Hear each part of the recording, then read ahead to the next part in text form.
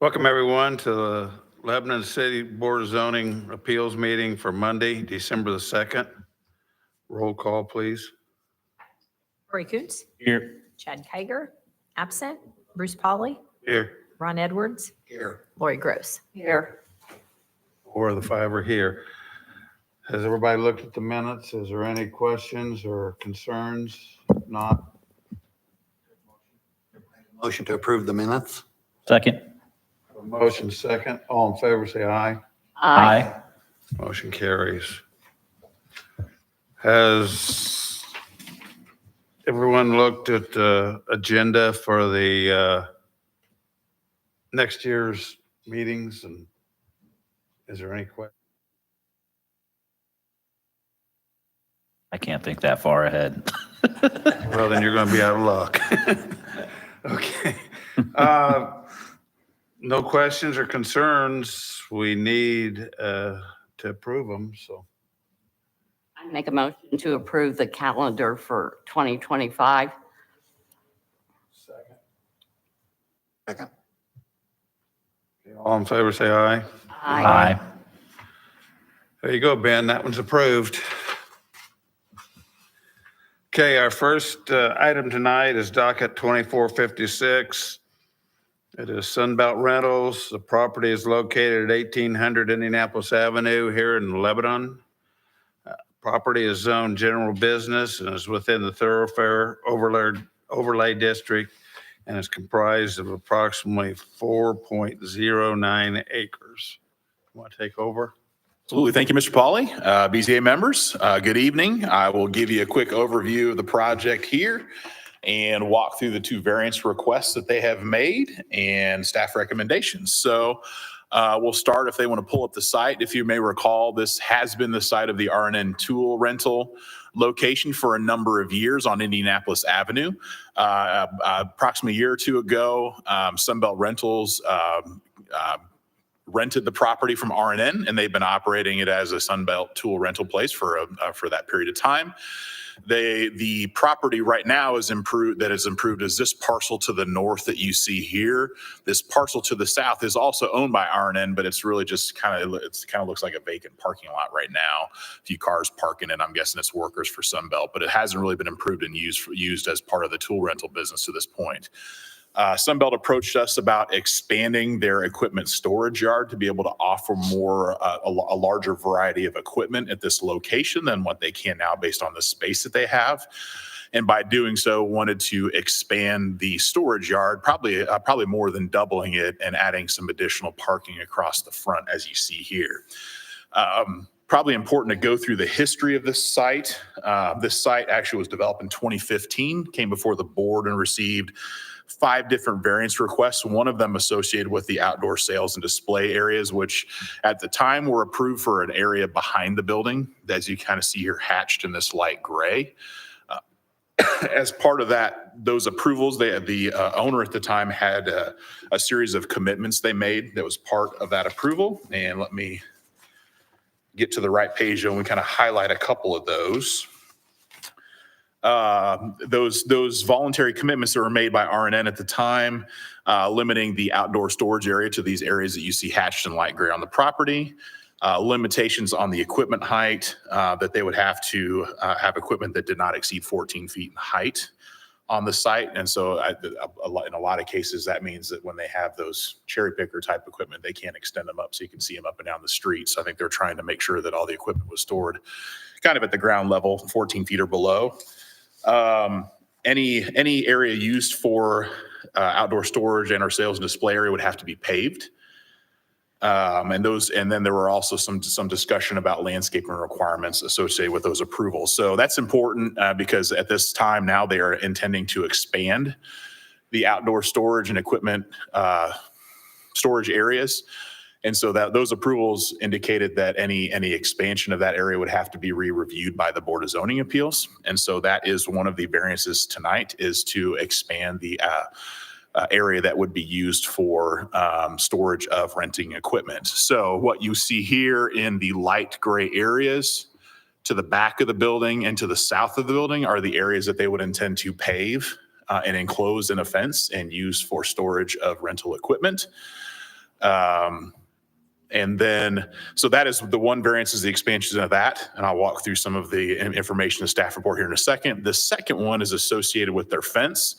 And so right now, the fence essentially basically, it doesn't extend out in front of the building. It extends out here to the northwest and extends around this equipment area and comes up the side of the building here. What they're intending or proposing to do is extend the fence across the front of the building. Not across from the northwest, from the north, that east corner of the building, kind of heads southeast here. And then they would like to turn it and extend it out and use this southeastern corner of the property for some additional equipment storage here. It is a 6-foot tall fence that would match the existing black iron fence that is currently on the property, which there's some photos of it up here in the upper left corner of this site plan. But because they're wanting to extend it out in front of the building towards Indianapolis Avenue, there is a height restriction on fences that are in front yards, restricted to 4 feet. And so the second variance request that's before the board tonight is a variance to allow the additional height of the fence in the front yard. It is of an approved material for front yards. It's just a variance associated with the height, so they can have 6-foot tall fence, again, for security for that equipment. They don't want people being able to get into that equipment yard back there. So those are the two variances for you tonight. The first one is the expansion of the outdoor storage equipment tool rental area, as you see on this site plan. And the second one is associated with the fence, the height being 6 feet in the front yard, as you see in the southeast corner here. Just a couple other things I want to show you. This is a proposed landscape plan where they're providing a fairly significant buffer along that southern property line adjacent to the equipment storage area. And then they're providing some additional landscaping, tree plantings across the frontage of Indianapolis Avenue.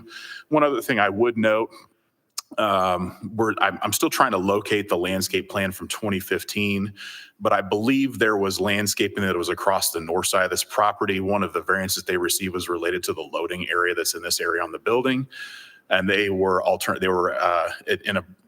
as part of the variance approval, they were required to have some landscaping that was planted on this north side.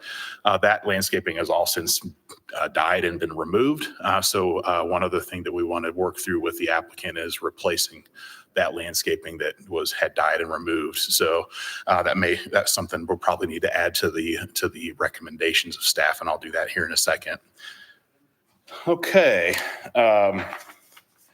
Again, I walked through those two variance requests, one associated with the fence and wall standards and the other one with the outdoor storage within the overlay district area. And I will not go through all of the findings of fact for those two variances, but I'll just indicate they're in the staff report for the record. And in terms of the recommendations, since we have two requests, I'll go through each one individually. The first is the variance request associated with the fence and wall standards. And this would allow the fence in the front yard to be 6 feet rather than 4 feet.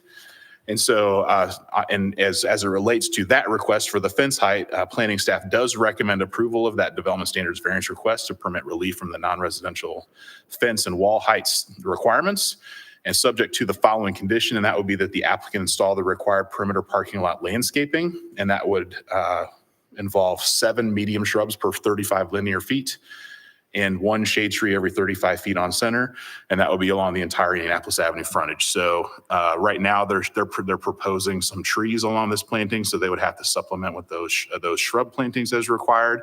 And then there is some existing landscaping all across that front. We'll just have to inventory that with them and determine where there might be any additional shade, tree, or shrub requirements across the existing property as well.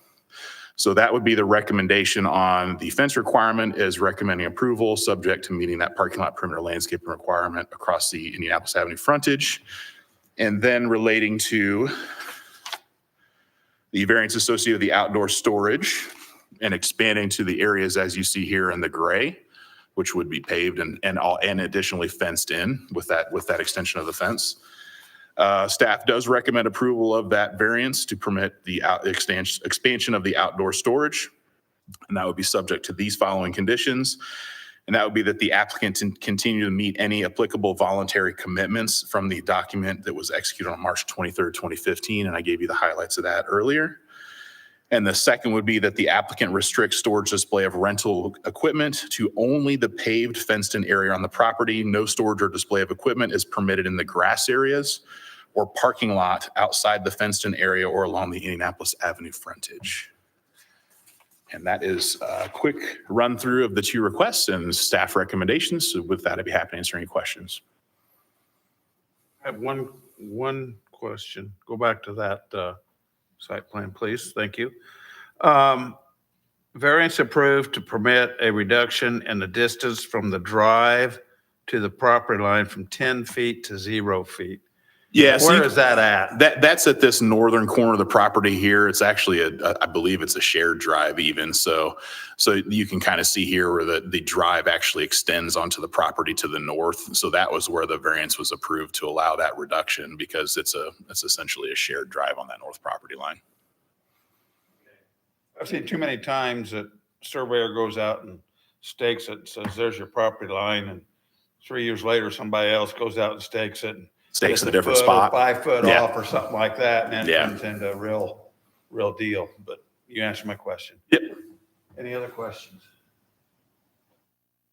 There's a driveway on the new area where the down halfway. Yes, that's actually an existing drive. Like I said, there's kind of a parking lot that's there, or it's kind of half gravel, half paved, and that's an existing drive cut that goes to that area, and they're just intending to improve that for access to that I know area. you've already looked, but shrubbery and that isn't going to be a item there to worry about pulling in and out.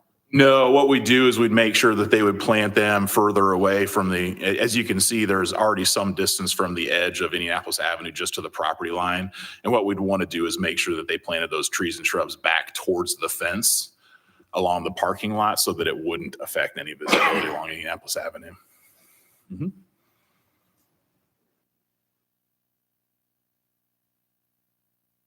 Okay, thank you. Would the applicant care to add anything to this?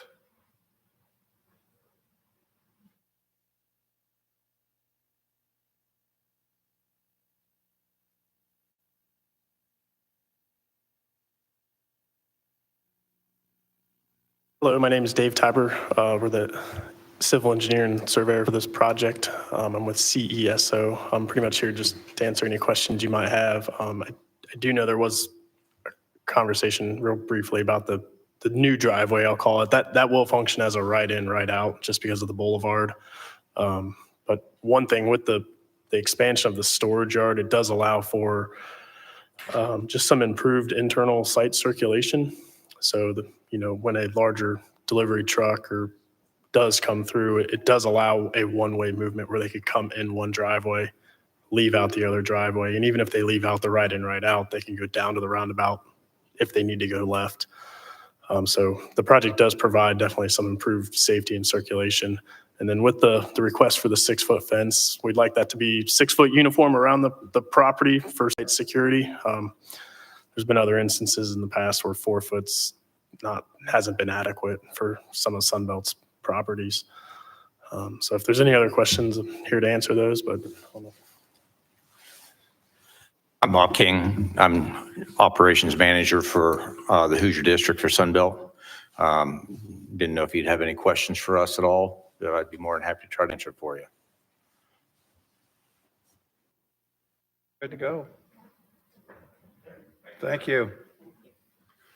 This is a public meeting. Anybody from the audience care to step forward and address the Sunbelt property issues? Okay, we'll close that end. We'll close the public meeting end of it. I guess we're ready for a motion. I just have one quick one for Ben. Quick question. So with them pulling that fence up to the front, I know the current setup is black wrought iron, but is there a desire for us to do something that's a little less visible through it? I think with the thoroughfare. additions of the shrubs and trees out front, it's going to provide a decent amount of screen. I don't know we're necessarily looking to try to completely screen that area back there, but I think between the fencing and the landscaping, I think we've got an adequate not complete buffer, but it provides a pretty decent Right. screen. I'm for just that thinking area. about the drive up because coming southbound, you're set back a little bit from the building, right? So that fence and the items behind it are less visible. Whereas this, both north and southbound, is going to be a lot more visible being up at the property line, essentially. Yeah, I mean, I just kind of reiterating, that they've got a really significant buffer they're proposing along that south property line that would help screen from northbound traffic. Southbound, I mean, you are going to get a little bit more visibility until the trees and shrubs mature out there as well. The only thing, and maybe the applicant could address this too if they have a problem with that, but you could always look at doing some of that landscape screen fabric, and do that all on the backside of that fence. Yeah. But I don't know that does a whole lot. Right. Okay, cool. Thank you. If you want to, Come make back sure you have up. the microphone.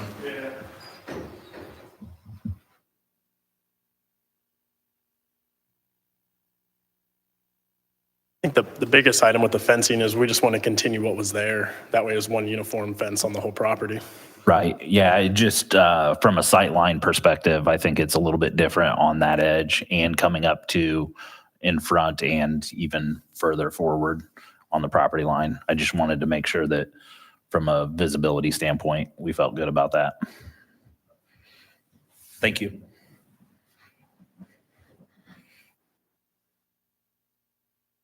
I guess we're back to looking for a motion. Make a motion to approve development standard variance request to permit relief from non-residential fence and wall standard with the following condition: that the applicant install the required perimeter parking lot landscaping, 7 medium shrubs per 35 linear feet, and shade trees 35 feet on center along the entire Indianapolis Avenue frontage.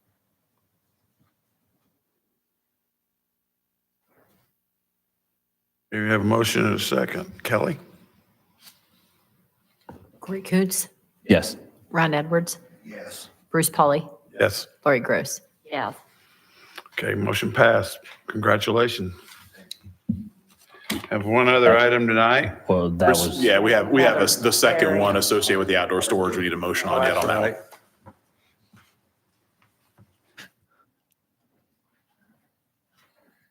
that was a head fake.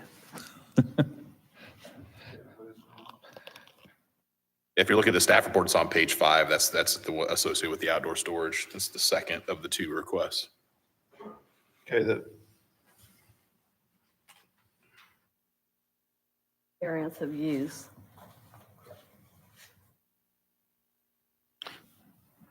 So we're just, right, page 4. Okay, the second item would be installing, okay, we got the 35-foot fence.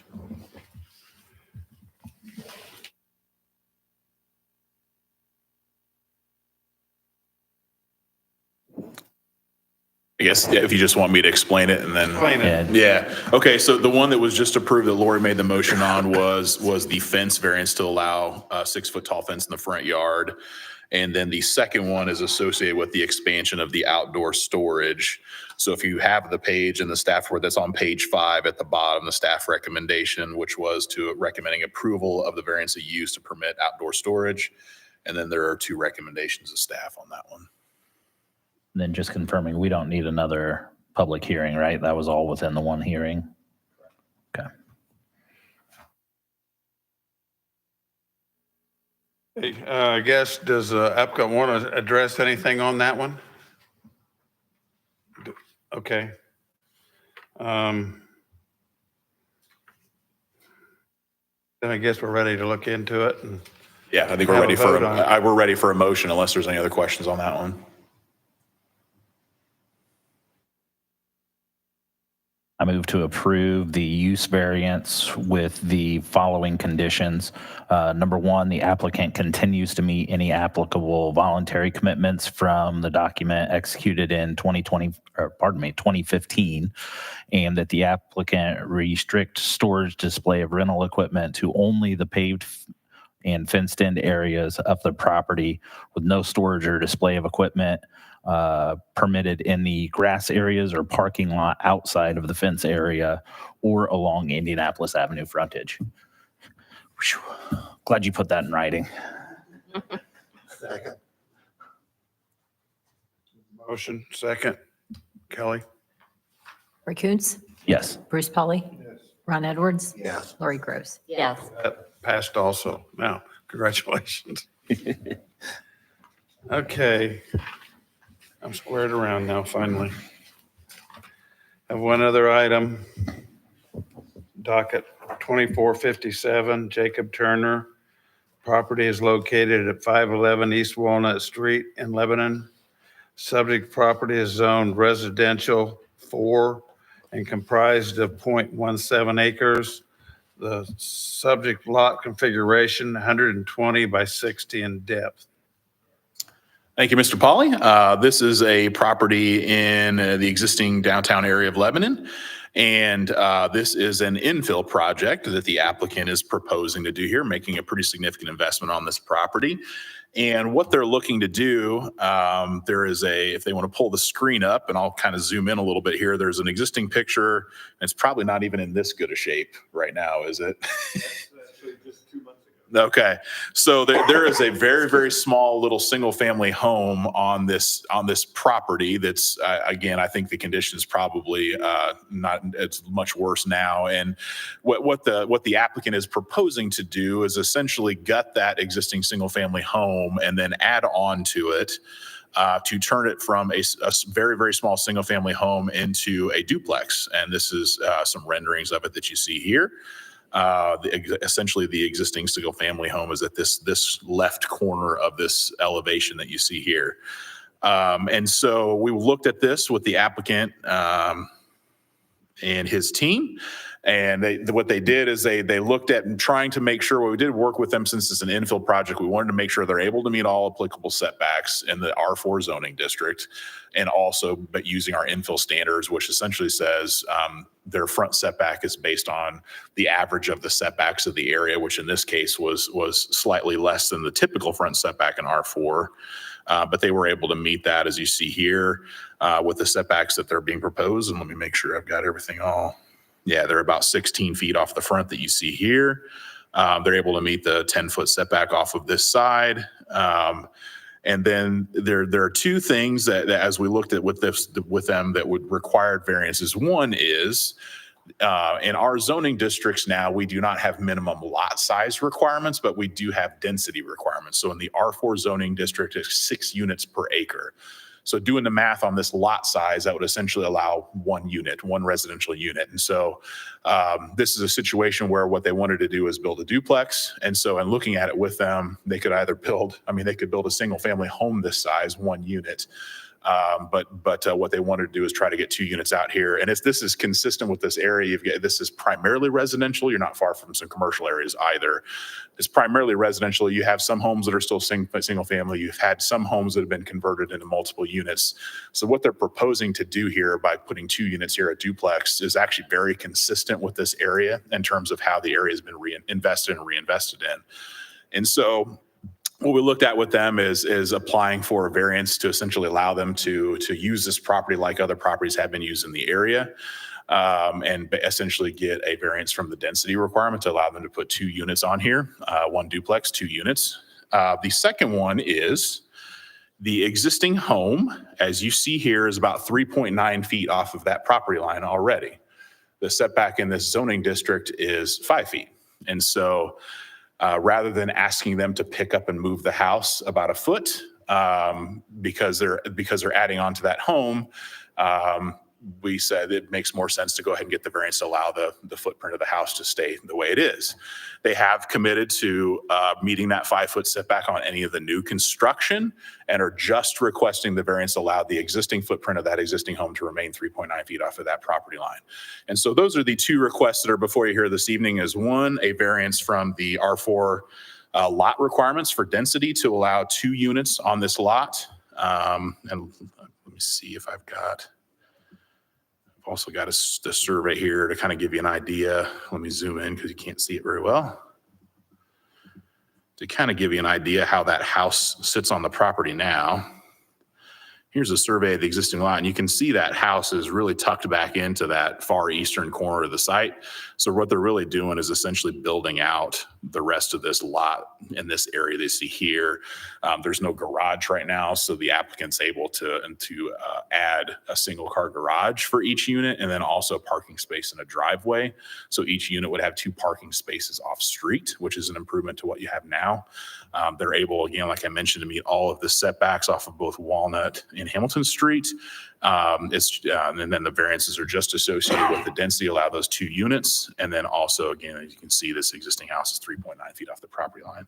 So those are the 2 variance requests that are before you here this evening. And again, rather than reading through all of the findings of fact, I'll just reference those and mention that they're in the staff report for the record. And then moving on to the staff recommendation, staff does recommend approval of each of these development standard variance requests, both for the variance from the density requirements and the setback.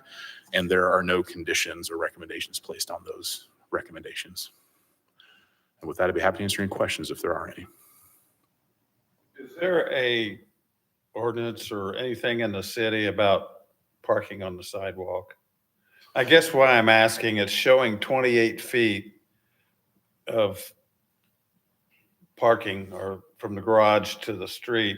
And once you take the sidewalk and offset, I'm worried about cars parking over the sidewalk. Yeah, there is a restriction on parking over the sidewalk.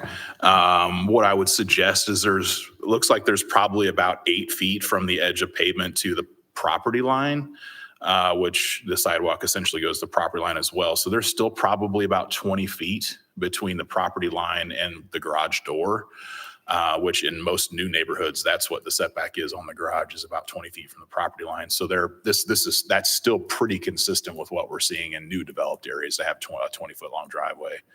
I understand that you can get a double cab F-150 that might hang out in that area. And that's the same in any of our new neighborhoods as well. But this area does also, I believe, have street parking as well, doesn't it? Yeah, so there are other places to park cars other than with that. Hi, my name is Tim Schrock, Design Build Solutions. Jake hired me to draw up these plans. This 28 feet actually goes to the property line. I don't know if we can show this on the survey. That property line is the dark line that's actually south of the sidewalk there on Walnut Street. So you've got another, 6 to 8 feet from the property line, it looks like, to Walnut Street. And that's where, so technically, the way I'm showing this, I didn't show the sidewalk north of the 28 feet toward the bottom of the page, if you will. And then, from that line, from that 28 feet, it's another 6 to 8 feet to Walnut Street, according to the survey here. Clarification on what I just described. I had assumed that on this other plan that 28 feet was to the edge of pavement, but that's to the property line. So you have 28 feet between the garage and what would be the edge of the sidewalk, which you'd have to have a really big vehicle to overlap that. And I know in a lot of the PUDs we've been approving, it's recommended multiple sightings within the front. Is that something considered under the UDO, or is that just considered separately? We do have architectural requirements that are standard. What we would do in this area is, because it's infill, we would ask them to match essentially the way it's developed in that area. And I think you probably have an eclectic collection of architectural designs in that area, many of which that are probably fully sited. And we certainly can go look, but I would guess that this is probably consistent with what you find in that area of the city. Perfect. Thank you. Hey, would the applicant, you care to offer anything else?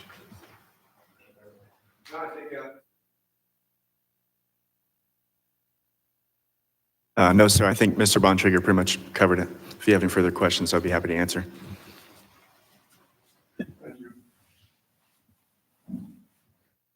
No other questions? It says an open meeting or public meeting, so we do need to open it to the public if there's any comments or questions. We'll close the public end of the meeting and look for a motion. I make a motion to approve docket 24-57. I'll second.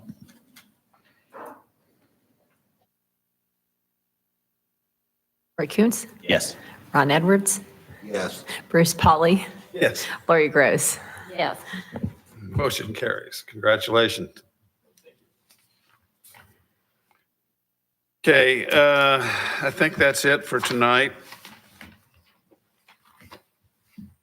And my cheat sheet here. If there's no other questions, we will close the meeting. We've done this. And the next meeting will be considered on January the 6th at 7 PM right here. Look for a motion to adjourn. Motion to adjourn. All in favor, aye? Aye. Motion, meeting is adjourned.